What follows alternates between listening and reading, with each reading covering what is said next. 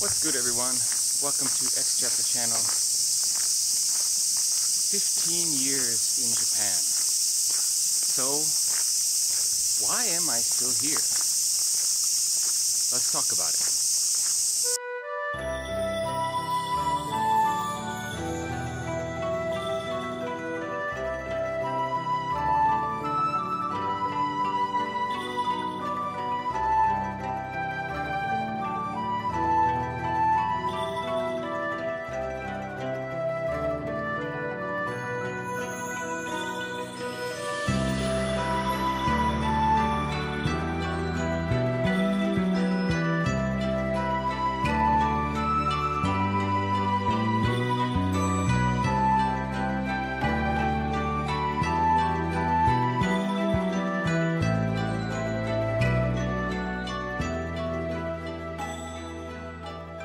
So why am I still in Japan after all these years?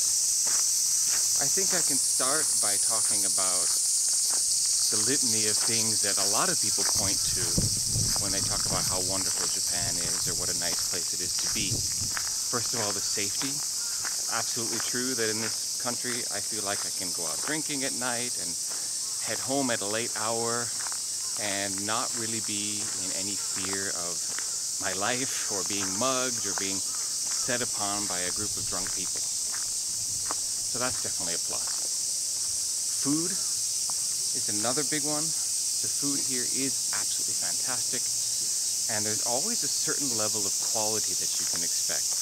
The ingredients are fresh and good, whether you're buying them at the supermarket or local markets. And when you go to a restaurant, say you go for lunch and you pay 500 to 1,000 yen for a lunch, so $5 to $10.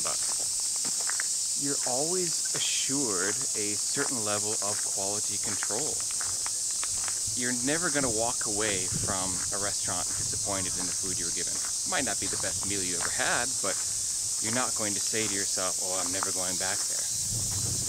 In 15 years in Japan, I have said that twice, and both of those times were for service-related reasons, not because the food was bad. In America, I have a whole list of restaurants that I've always said, oh, could never go back there. That was a terrible meal. In Japan, just the quality control and also the local foods that you can get into and the various scenes that you can get into cuisine-wise all around the country.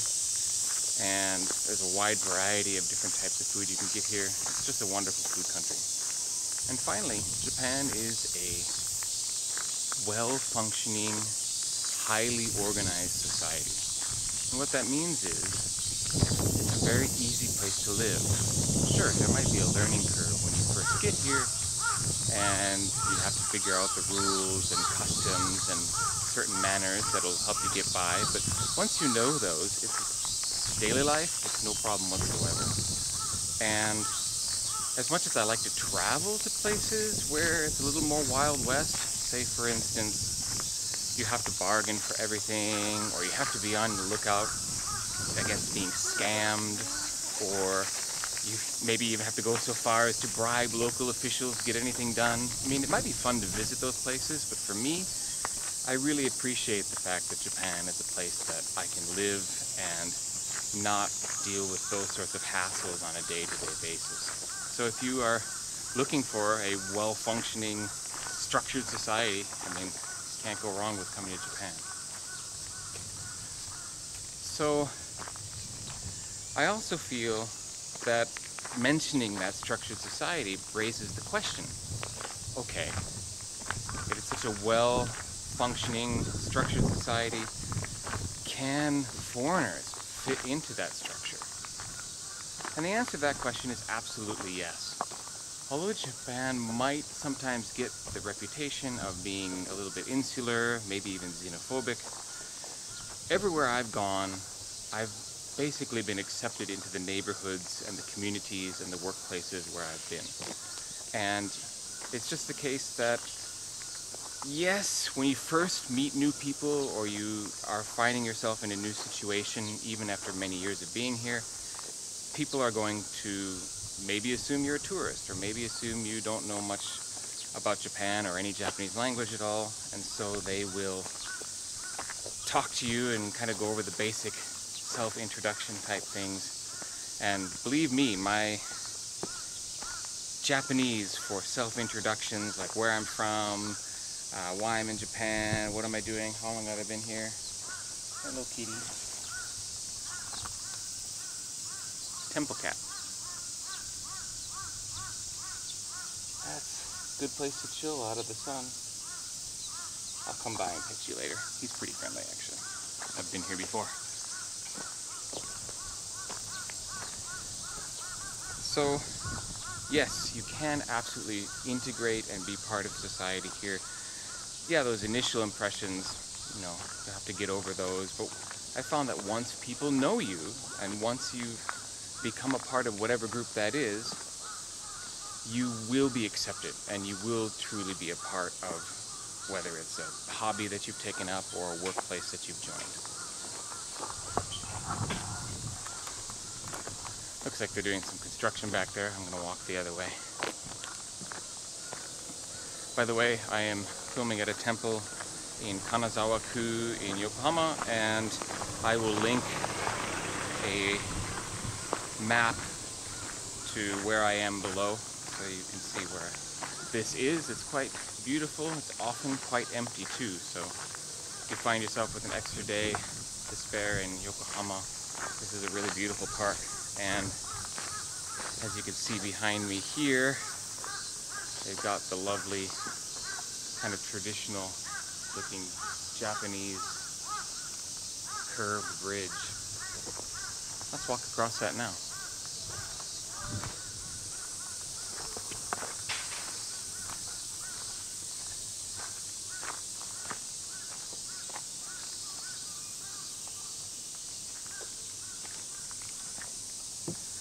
I also feel it's only fair to sort of turn the spotlight to myself, so to speak. I did a video about this topic last year, interviewing a friend of mine, and we talked just kind of generally about what kind of foreigner or what kind of character of a person allows someone to stay in Japan for the long term.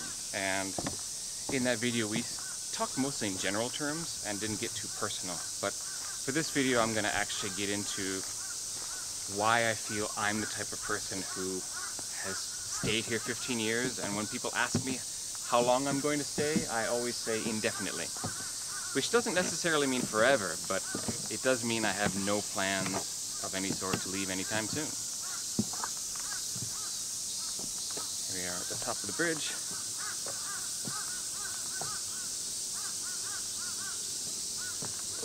Lovely koi and a lot of turtles in the pond below. So, what is it about me that has kept me here all this time? Well, first of all, I am the type of person who's pretty optimistic, outgoing, and happy.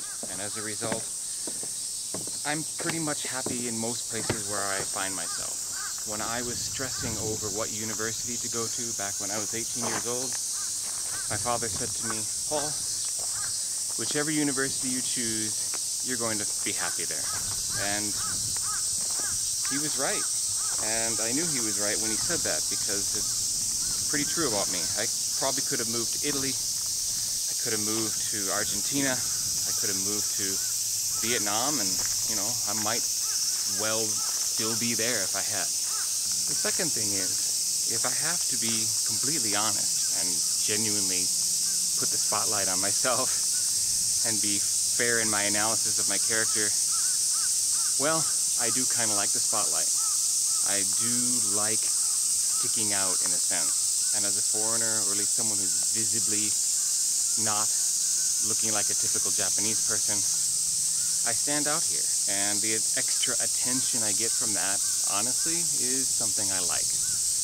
If you really wither under extra attention, then maybe Japan isn't the greatest place for you unless you are of Asian descent of some sort, so that you look typically Asian. You know, whatever that means. I know Asia is a pretty wide geographical area, but if you look Japanese in the sense that Japanese think of themselves, then you might fly under the radar. I don't fly under the radar, and frankly, well, that's fine by me.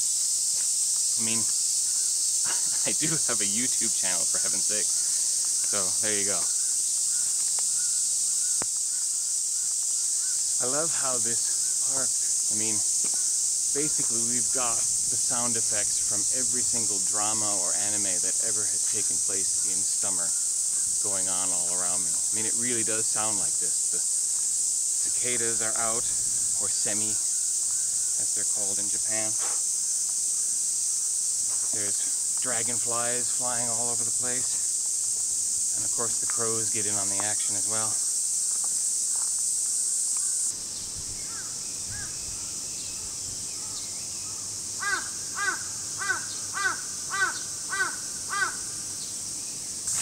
And the third and final point that I want to make about myself is I still find visiting places like this, where I am today, where you go to a new temple, or I head out of Yokohama and go to a new place in Japan, it's really easy to put on the mantle of a tourist again and enjoy Japan as a genuine foreign country, so to speak. I mean, it still feels like an adventure being here. In the day-to-day, not so much, of course, but even if I go visit a shrine like Tsurugaoka Hachimangu in Kamakura, where I've been many times before, even if I go back there, it still is a moment for me when I'm standing there up at the front of the shrine and I'm thinking to myself, wow, I'm in Japan. That feeling hasn't ever really gone away. So I guess I still am very much an American in Japan,